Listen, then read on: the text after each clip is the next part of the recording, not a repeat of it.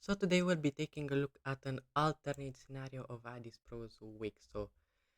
This is a new series and here we will go back on Addis Pro's episode 58 of Wicso and kind of look at an alternate scenario of how everything could have played out. So let's get straight into the video.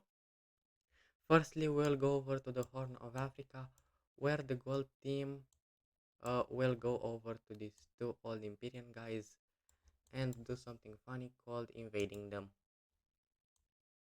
Cold Ethiopian forces will move right across the first country, taking it out with ease, and it ends up surrendering, immediately followed by the other country, which also gets immediately clapped.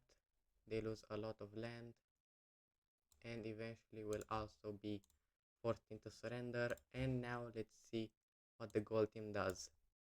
So as you can see, the gold team took a lot of land out of these two guys, and if we go to the alliance layer, we can see they were forced into the parallelogram alliance, and now they are two of the allies of the gold team, which has a fairly big alliance. Stepping away from the parallelogram alliance, but not out of Mesopotamia, we will go over to the blue team, where by this point they were going over to the old Mesopotamian countries and asking them if they will, at one point when the time comes, be able to reform the old empire. And as Addis Pro said in episode 71, the pink and yellow team will refuse, and this time it will be the same, but now these two guys will be more encouraged by Ethiopia coming in here. And not only they will refuse, but they will snitch the blue team to the world and tell them about their plan to reform the old empire. And besides this, they will be so encouraged by this that they will sign a coalition against the blue team. The pink team will do the first move and move right across here, quickly capturing the holy cities of the blue team. Ignore the motion, I can't really do anything about it. But they will move right across here, and now we also see the yellow team doing something and carrying their own weight by going here into the blue team and taking a lot of land. Still, the blue team isn't a pushover nation, so they will quickly push back against the yellow team up to their border and meet up with their original border, starting to push in their country. They move in and quickly kick them out of their country and move right here where they lose a lot of land. But by now the yellow team fully recovered its armies and will be able to move right back into the blue team, taking a lot of land. And eventually they will overpower the blue team. They will end up taking all this, while after a little bit of fighting by the purple team, or the pink team better said, they will end up capitulating the blue team. The blue team saw full defeat by these two countries, and the world will not ever forgive them for trying to do something as reforming the old empire. And let's see how the blue team is split. So unfortunately, the blue team saw its full demise and it got full partition between the pink team and the yellow team. And now the world knows how to retaliate against the red team and its potential view of maybe reforming the old empire. Also on the alliance layer, we will see these two guys going over to fascism and allying with the gold team and joining the parallelogram alliance.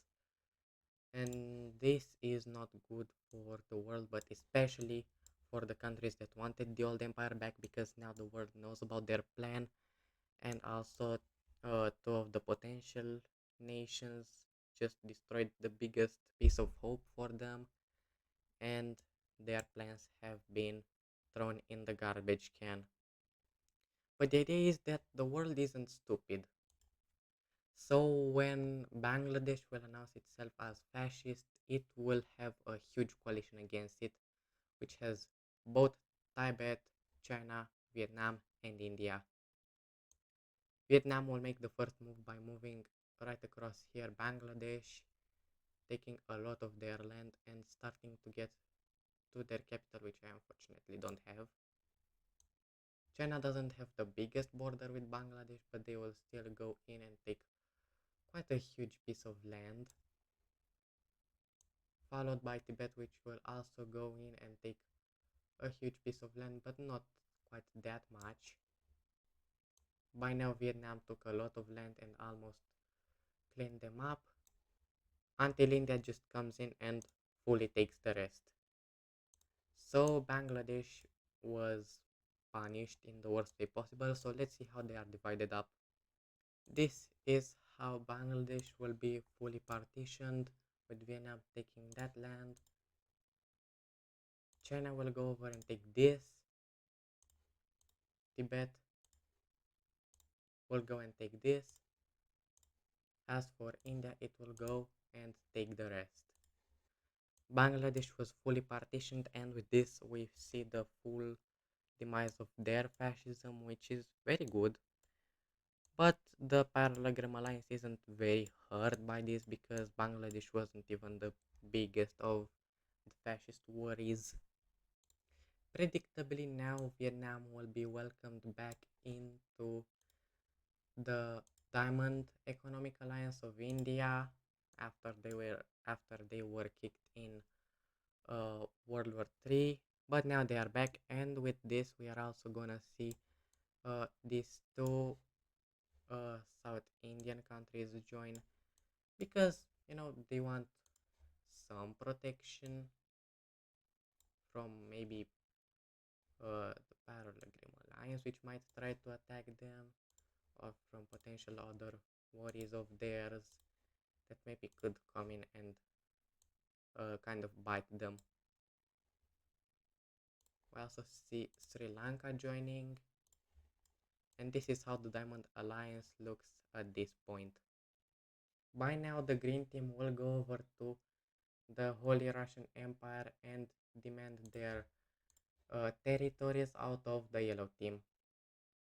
They will ask for this land, and predictably enough, the vote in the HRE is um, 3 to 2 people, and with this, the Green Team annexes the territories of the Yellow Team in compensation for a non aggression pact that will last for about 50 years. But the thing is with the Addis Pros Week, so that this time the Green Team will be careful at what it does, and now when the little skirmish of troops happens, the Green Team sends some armies in here and accidentally attack a part of the Yellow Team of the HRE. But this time the Green Team will do what is right, and they and their president obviously will come on live TV and apologize to the HRE, and he will order the withdrawal of his troops from the Yellow Team. And because of this, the anti-Green Team coalition was avoided, and this is a huge blow for the entire world. But they really don't have a reason to go to war with the Green Team because they withdrawn their troops, they apologized, and they even promised to pay back some money to the Yellow Team, which they actually do. So honestly, shout out to the Green Team. They were actually nice in this timeline. Now the French elections are coming, and there's a communist candidate and a fascist candidate, and this time the brown team will be smart. The French were basically the brown team's right hand man for all this time, all these years, and even in World War III, where they helped them with the nukes to nuke Russia and retake all their territories back. So the leader of the brown team will go over to France and tell him, dude, if the communists really take control of your country and you end up joining the square team, they will come and bite you. They will take your territory. They know that you are one of my allies and they will do whatever they can to weaken me. And the French president took this pretty smartly, and when the elections end, we see the fascist candidate wins, and with this, France becomes a fascist country. And now we see France, the Dutch Empire, and the Green Team, all of them join the Parallelogram Alliance. This is a huge blow for the communists and the democracies of the world because now the fascist bloc expanded itself to an unfathomable amount, and they added some of the strongest countries in the world to it, with the Green Team being the 10th strongest country, the Brown Team being fair enough the second, and France, which is a pretty good top 20 power. Now, what we see: fascist, fascist, fascist, three fascists on the border of a very weak and a democracy with no help from the world. What do we get? War. We will immediately see Green France go over to Iberia and invade a huge chunk of it, going over to here. Now we see the Dark Sign team go in and clean up a lot of these territories, meeting up with the Atlantic Ocean, taking a lot of this, and then we just see the West African country coming in and they will show off their power, which is about the fifth strongest country in the world, by fully cleaning up Iberia, and this country had no chance. So let's see how it's divided up. RIP Galicia, as you can see, Green France and the Dark Sign team didn't get any land, but they freed the Leon country, and with the rest being annexed by the West African country, which by now is honestly becoming quite big, and you know they are a little scary strong. So we'll see what happens to them. Going over to South America, we see Brazil quickly coming in and invading the rest of Venezuela. I don't know what's happening to the ocean. I don't know, my bad guys. But they will move across up to where the Panama Canal will be in real life. And by now we will see Central America join in and clean up the rest. But wait a little, because this timeline is different and Brazil won't play by their BS, and they will go right in and totally decimate Central America, invading it, and they are hopeless. They hopes to maybe get some land and maybe be peaceful with Brazil, but let's not forget the ideology of Brazil, and they will not forgive them, and with this they are dead. So let's see what they do to them. Please, whatever you do, do not send this video to Baltico, because he will have a heart attack if he sees the fact that Brazil fully annexed the remaining of Venezuela and Central America, and they are still hungry for land, so they will go in and just straight up annex these guys. Like, yeah, no mercy for them. They are just like Anschluss, like annexed. Literally, Brazil did not care. They just walked in and just said, yeah, that's mine now. You can have it, which is quite sad because Brazil is taking a lot of land and becoming very strong. And by now we will see the fascists and communists rise up in South America, and these guys remain democratic. Yeah, these guys, they are scared for their life. But going over to NATO, we see the official leaving of the United States or the American country out of the square team due to similar reasons as in Addis Pro's week. So they just thought that Europe is on the brink of a big war, and to be fair, it is, especially now with way more fascists on it. So they decided that this is the best for them, and actually, by now, we will see the American country decides to do a switch up of alliances, and they will be joining the Trapezoid Economic Alliance. They will leave, they won't leave, but they will join NATO, and this is extremely good for the US. By now, they have a full democracy system, and they are becoming very friendly with their new allies here in NATO, helping them and allowing them to grow as countries. Now we are gonna see the US unite over with the Texas country, and also California will go in and unite with these guys, taking over all their territories just like that. Okay, kid you not, that was literally 10 minutes of my life on pixel drawing, but I'm back.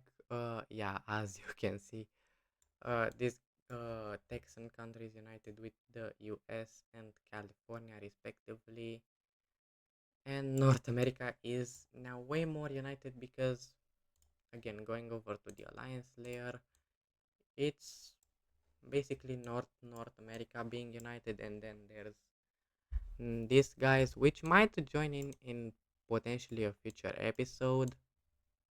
Now going over to Central Africa, we will see the gold team and their allies ordinate an invasion of the red country, which goes very well, and they take all this. But again, compared to the real Addis Pro scenario, we also see the rest of the allies decide to invade into this country because it's very strategical. It's literally right in the middle, and from there they could strike armies into all these other countries, and they'll have no mercy. Ignore the lavender country, but they will invade all this, and eventually it will fully surrender. Not you,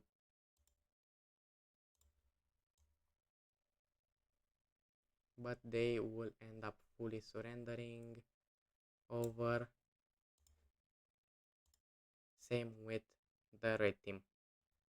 In this peace treaty, the only map change we see is Gold Ethiopia taking the little panhandle of the red team, but instead we see these two get their democratic governments overthrown and replaced by fascists, which join the Parallelogram Alliance and leave the Triangle Economic Alliance.